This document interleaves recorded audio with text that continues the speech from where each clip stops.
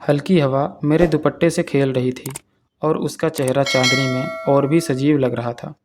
उसने बिना कुछ कहे मुझे गले लगा लिया, बहुत हल्के से लेकिन बहुत गहराई से। मैंने अपनी बाहें उसकी कमर की चारों ओर कस दी। हम दोनों छत पर लेट गए, चांद को देखते हुए। क्या मैं तुम्हें पूरी तरह महसूस कर सकता हूँ निशा?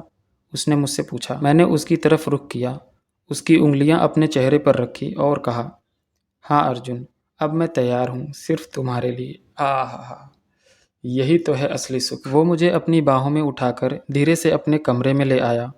कमरे में हल्का सा परफ्यूम था और चुप्पी भी, मतलब तैयारी पहले से ही थी। उसने मेरे चेहरे को अपने दोनों हाथ से पकड़ा और मेरा माथा चूमा, जैसे वो पहली बार कोई बंद किताब खोल रहा हो। बात तो सही है भाई, किताब तो पहली बार ही खुल रही थी। मैंने उसके शर्ट की बटन धीरे धीरे खोल दी और उसने मेरे दुपट्टे को किनारे रख दिया। हम दोनों एक दूसरे के सामने खड़े थे, भावनाओं में डूबे हुए, सांसों की गर्माहट में लिपटे हुए।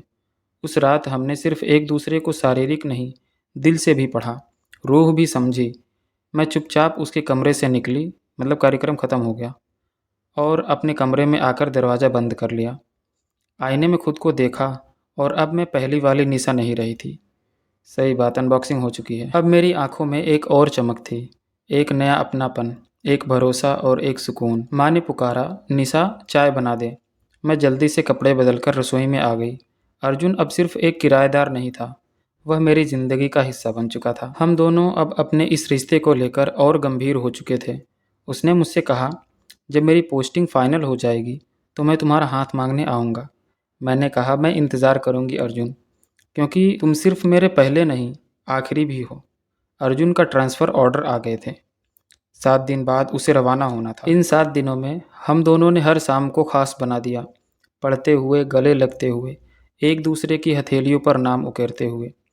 आखिरी रात उसने कहा, मुझे तुम हमेशा याद रहोगी, हर सन्नाटे में, हर भीड़ में। मैंने बस उसका हाथ थामा और कहा, मैं यहीं रहूँगी, उसी छत पर, पहली बार जहाँ तुम्हारे साथ चांद देखा था। आज मैं 27 साल की हो चुकी हूँ, एक प्रतिष्ठित लेखिका, स्वतंत्र महिला। हर साल एक चिट्ठी आती है पोस्ट से, उसमें लिखा होता है, तुम्हारा नाम अब मेरी हथेली पर लिखा है निशा। तुम मेरी कहानी की शुरुआत हो और अंत भी। अर्जुन।